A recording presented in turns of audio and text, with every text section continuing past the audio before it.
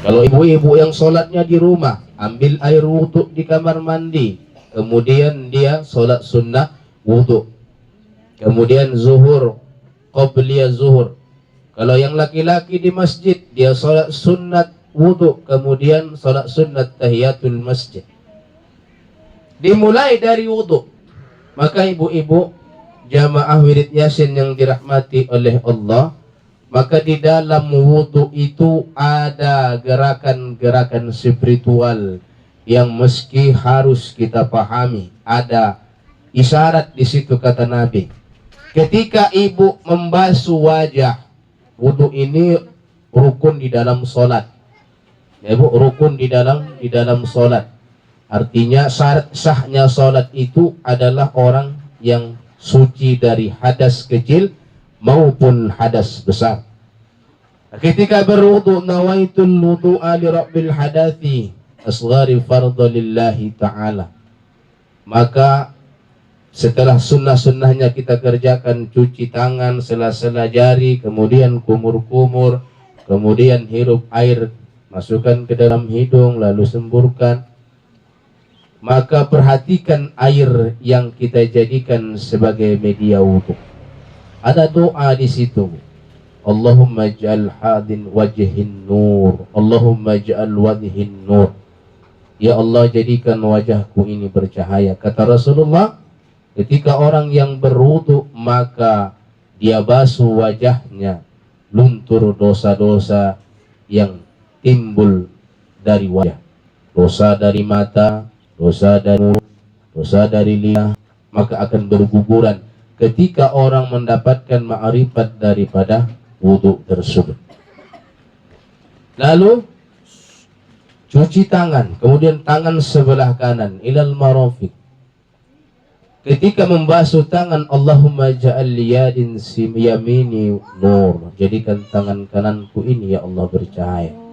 Maka ketika kita membasuh tangan ini, kedua tangan luntur dosa-dosa yang disebabkan karena tangan. Kemudian sampai kepada kaki. Dosa-dosa yang timbul dari semua anggota wudhu ini, ketika kita berwudhu, kalau kita khusyuk mengambil wudhunya, Ustaz bisa juga khusyuk ketika wudhu? Bisa. Kenapa? Karena ada niat di situ. Setiap amal yang pakai niat maka harus khusyuk. Setiap amal yang pakai niat maka khusyuk. Sampai kepada kaki, lanjut mengerjakan sholat yang wajib. Ibu-ibu jamaah wirid yasin yang dirahmati oleh Allah, ketika kita akan berhadap kepada Allah Subhanahu wa ta'ala, qimus salatu li dzikri. Dirikan salat untuk mengingatku, kata Allah Subhanahu wa ta'ala. Maka ketika kita berniat, Ustadz, niat di dalam salat itu bagaimana? Apakah dilafazkan niatnya Ustadz, salatnya sah? Atau niatnya di dalam hati tak dibacanya dia sedang salat usolli? Sah apa tidak Ustadz? Dua-duanya sah. Kalau kita langsung takbiratul ihram tanpa kita baca lafaz usollinya, sah, ibu-ibu. Kemudian kalau kita baca usollinya sebelum takbiratul ihram, sah salatnya, malah lebih baik yang demikian. Kenapa gitu Ustaz? Ikhtilaf para ulama tentang talaffuz bin niat, melapaskan niat ini, ikhtilaf para ulama. Ulama yang kita pakai sebagai panutan itu Imam Asy-Syafi'i rahimahullahu ta'ala. Kalau Imam Syafi'i, dia meski dilapaskan usallinya, usalli fardhul maghribi 3 raka'atin adaan mustaqbilal kiblati lillahi ta'ala, Allahu Akbar, dilapaskan. Meski dilapaskan, itu Imam Syafi'i. Lalu ulama mana Ustadz yang tidak melapaskan niat solat? Imam Malik bin Anas tidak dilapaskan. Imam Abu Hanifah itu tidak dilapaskan.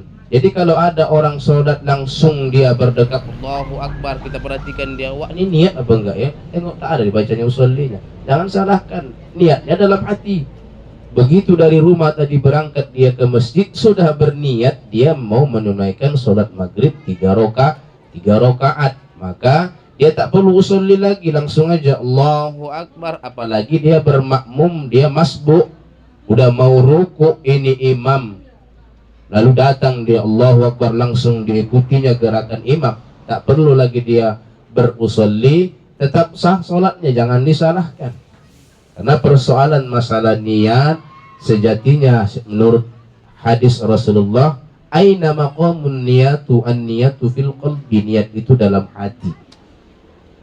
Jadi apakah orang yang sudah berniat dia mengerjakan sholat, sudah sholat, ini ada paham orang yang ma'rifatullah yang disampaikan di kelas awam.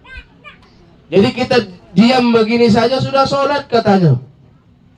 Orang yang duduk saja aku niat mau sholat, udah sholat dia, udah seluruh rangkaian yang rukun 13 itu sudah dikerjakan dia. Apakah secara syariat ini sah Ustadz? Batal. Walaupun cuma niat saja dia. Kenapa? Karena sholat itu secara istilah artinya adalah perkataan perbuatan yang dimulai iftatahu bitakbiratul ihram wa ta'khiru bitaslim. Dimulai takbiratul ihram, diakhiri dengan salam, itulah sholat. Jadi kalau ada orang yang tidak mengerjakan ini, batal. Jadi Ustadz, kalau aku langsung saja takbiratul ihram, Allahu Akbar, di mana posisi tangan kami? Banyak perdebatan di sini. Aku pun ditanya jemaah, Ustadz, mananya yang betul sebenarnya mengangkat tangan 3 takbiratul ihram itu Ustadz? Ada yang begini Ustadz, di bawah telinga Allahu Akbar, di bawah daun telinganya kedua jempolnya ini Ustadz ketika takbiratul ihram. Allahu Akbar. Sahkah itu Ustadz? Sah. Siapa yang mengamalkan ini? Ini ulama tasawuf, Imam Al-Ghazali, ulama tasawuf dan juga ahli fikih. Dia memakai takbiratul ihram itu di bawah daun telinga. Allahu Akbar. Agar apa? Agar terhubunglah gerakan kita ini sampai ke telinga, bergetar. Jadi Ustadz, kalau kita yang umumnya bagaimana Ustadz? Yang kita pakai adalah pendapat Imam Syafi'i. Di mana dia Ustadz gerakannya? Sejajar antara telapak tangan kita kiri kanan dengan bahu.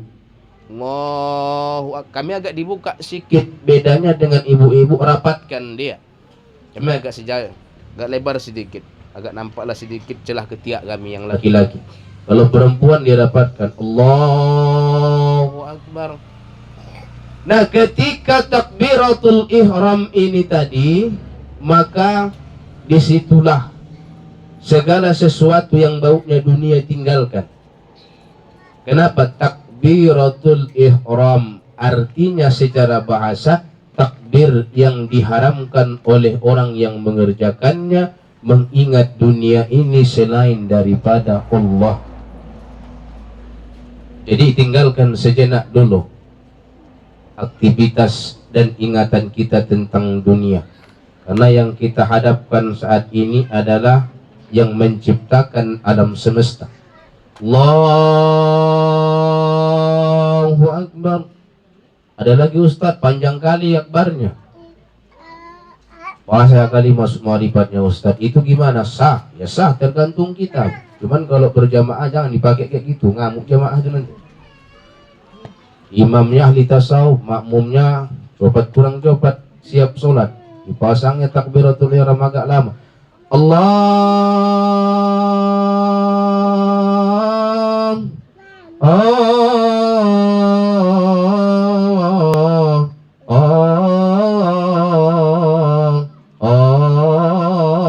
Akbar, katanya mengamuk jemaah di belakang.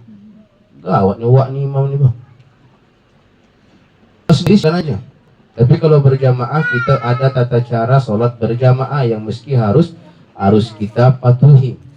Jangan sempat nanti sholat itu mendatangkan mudarat bagi kita. Jadi Ustadz bisa sholat itu menimbulkan mudarat, tapi kita ibadah mahdoh, kita disuruh sholat kok bisa menimbulkan mudarat? Ya kalau semua jamaahnya itu mengutamnya apa nggak mudarat? Bimbingnya waknya lama kali dia udah capek tuh, panjang kali bacaannya, zikirnya panjang kali, doanya panjang kali, ngutuk jamaah. Ketika jamaah ini tidak respect dengan imam, maka makruh sholat itu. Oleh karenanya dalam perkara sholat apalagi berjamaah ada kode etik yang harus dijaga oleh imam, dan imam mengerti situasi kondisi saat itu sedang sholat.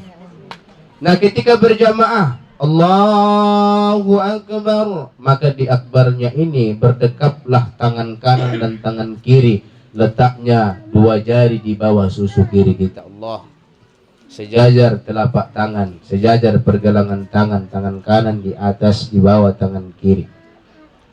Nah ketika sudah masuk akbar ini, maka mulailah kita membaca doa iftitah. Arti iftitah itu Ustaz, pembukaan.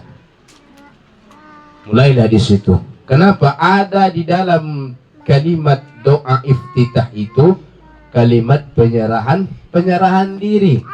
Inna salati wa nusuki wa mahyaya wa mamati lillahi rabbil alamin. Sesungguhnya ibadahku, inna salati, salatku, ibadahku, wa nusuki wa mahyaya, hidupku dan matiku, kuserahkan kepada Allah semata-mata karena Allah.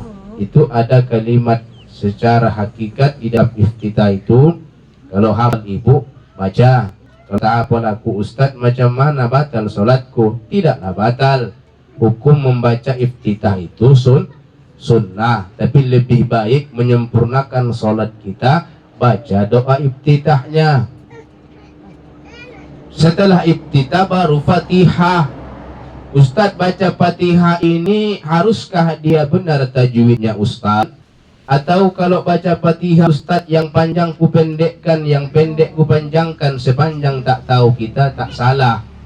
Ya Bu, kalau sepanjang kita nggak tahu hukum tajwidnya, yang harusnya ini panjang kita pendekkan, yang pendek kita panjangkan, sepanjang orang yang belum mendapatkan ilmunya tiada dosa dan tiada batal baginya.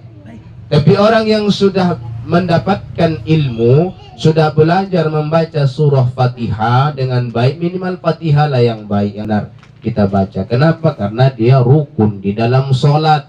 Hendaklah sempurna kita baca surah Fatihah itu berdasarkan kaidah ilmu tajwidnya. Baca surah Fatihah itu dengan baik. Kenapa? Dia rukun. Nah, Al-Fatihah itu sendiri adalah komunikasi kita dengan Allah, dialog kita dengan Allah itu Bu. Di manalah kita Ustadz dialognya dengan Allah? Di Fatihah. Di Fatihah itulah kita dialog. Maka dia rukun. Surah pendek ibu tak baca ketika baca surah Fatihah tak apa-apa, tidak batal solat kita. Tak kita baca surah pendek setelah waladdallin amin, nggak hafal kita, tidak ada surah yang hafal kita. Langsung rukuk boleh Ustaz? Boleh. Allahu Akbar. Tak dapat aku subhana rabbiyal azimi Ustaz? Boleh aku langsung iktidal? Boleh. Yang rukunnya itu kan dia ruku. Kemudian iktidalnya, doanya itu sunnah. Kalau hafal ibu bonus lah itu, sempurnalah sholat kita. Minimal lah sholat inilah yang dapat kita bacaan-bacaan setiap sholatnya. Karena itu ada doa-doa yang baik. Di ketika Fatihah itu kita berdiri alhamdulillahi rabbil alamin. Segala puji bagi Allah, Tuhan semesta alam. Kata Allah dalam hadis qudsi, hambaku telah memujiku maka akan aku pujilah ia. Itu dalam hadis qudsi diterangkan bahwa ketika seseorang sholat membaca surah Fatihah, Allah menjawab kalimat-kalimat pujian itu di dalam surah Fatihah. Berdialoglah. Kalau bisa baca Fatihah itu yang khusyuk, Bu, yang ikhlas. Alhamdulillahi Rabbil Alamin. Kalau ibu sholat sendiri agak sedikit minimalkan, dizaharkan bacaannya sedikit, yang dengar cuman kita. Yang dengar cuman kita. Alhamdulillahi Rabbil Alamin Ar-Rahmanir Rahim Maliki Yaumiddin. Karena kalau qomat kamit baca surah Fatihah ini yakin dan hakul yakin berselemak itu, ya, ketinggalan. Kalaupun lupa kita udah ayat keberapa yang kita baca. Bahkan kalau bisa terjadi rakaat sholat kita itu bertambah dan berkurang. Minimal surah Fatihah tadi kita perbaiki. Maka perbaiki dari sholat, maka semuanya akan mulai membaik. Nah, ketika sudah baca Fatihah waladhdallin amin, langsung ruku ataupun surah pendek mau kita baca. Karena Islam itu mudahnya, Bu. Tapi bukan untuk dipermudahkan. Dia tidak mempersulit. Islam itu agama yang mudah, tapi bukan untuk dipermudahkan. Itulah Islam. Tidak ada di situ la ikraha fid din, tidak ada di situ paksaan di dalam beramal. Sanggup kau sekian, maka kerjakan. Kalau tak sanggup, tinggalkan. Karena kalau dikerjakan menimbulkan mudarat untuk apa? Hadis Nabi, "Tu'mala yuribuka", tinggalkan mana yang meragukan dan tinggalkan jauhi mana yang menimbulkan mudarat. Nah, kemudian di dalam sholat ini, disitulah hijratul mukminin. Hijrahnya seorang mukmin itu adalah ketika dia mengerjakan sholat. Jadi Ustadz, kalau kita sedang sholat lalu pikiran kita melayang-layang ini, Ustadz. Ini pada ibu bertanya, Bu, sama saya. Ada Ma'ah Wirid Yasin bertanya sama saya, Ustadz, apakah batal sholat saya ketika saya berhayal melamun Ustadz yang sholat itu? Entah apa yang dilamunkan ibu itu, saya nggak tahu, Bu. Tapi dia bertanya, sah atau batal sholat saya? Kalau melamun menghayal tidak membatalkan sholat. Saya bilang, tapi kalau ibu melamun menghayal sambil buang angin, batal. Menghayal sambil menghayal melamun, buanglah angin, maka batal. Kemudian Ustadz, ini ada kejadian, ini pertanyaan-pertanyaan tentang masalah ibadah mahdhah ini banyak, Bu. Maka saya buka fikih ibadah ini kepada ibu-ibu, barangkali ada yang mengganjal selama ini tentang masalah sholat muncul untuk dipertanyakan, kami persilahkan. Bagaimana solusinya Ustadz orang yang sulusul baul? Sulusul baul ini dia orangnya kencing aja. Ada pertanyaan gitu, Bu, kencing aja. Jadi ketika sholat dia khawatir akan buang air kecil atau buang angin. Karena kadang kita ketika sholat ini ada bunyi sesuatu di perut, kan ragu, Bu, ini angin atau tidak, atau perut kita yang sedang belaga cacingnya di dalam karena asam lambung naik. Anginkah atau suara dalam perut kita? Nah, kalau dalam perkara masalah angin atau tidak angin yang keluar, maka ada kaidah usul fikih yang lebih menengahi masalah pertanyaan ini. Al-yaqinu la yuzallu bisyakkin. Kalau ibu yakin itu enggak angin, lanjutkan sholat. Tapi kalau ragu ibu kayaknya ini udah keluar dari bawah, maka batal. Itu dia ukurannya. Sama kayak gini, Bu, Ustadz, aku bingung 3 atau 4 sholat asar. Ini udah rakaat keempat atau rakaat ketiga. Maka mana yang harus ku kerjakan, Ustaz? Nah, ketika ragu kita ambil kaidah ini, al yaqinu la yuzallu bisyakkin. Maka mana yang yakin di antara 3 atau 4 yang lebih kuat, kerjakan. Jadi Ustadz, kalau sekiranya nanti ternyata 3 yang kita kerjakan rakaat keempat, maka tidak ada dosa bagi kita, sepanjang kita yakini bahwa kalau yang 3 atau 4 terlebih dahulu, yang 3 sudah pasti. Jadi kalaupun terjadi nanti orang akhirnya kita ingat 5 rakaat, tidak masalah. Kenapa? Karena kaidahnya keyakinan kita tadi, dan itulah dalil yang paling kuat masalah kerakuan. Jadi ibu-ibu jamaah Wirid Yasin yang dirahmati oleh Allah Subhanahu wa taala, bebas gerakannya, mau kayak selonjoran, mau lipat, tawarruk, iktiros, bebas. Kita sekarang ini di Texas saja, ya, bebas gerakannya. Ibu-ibu yang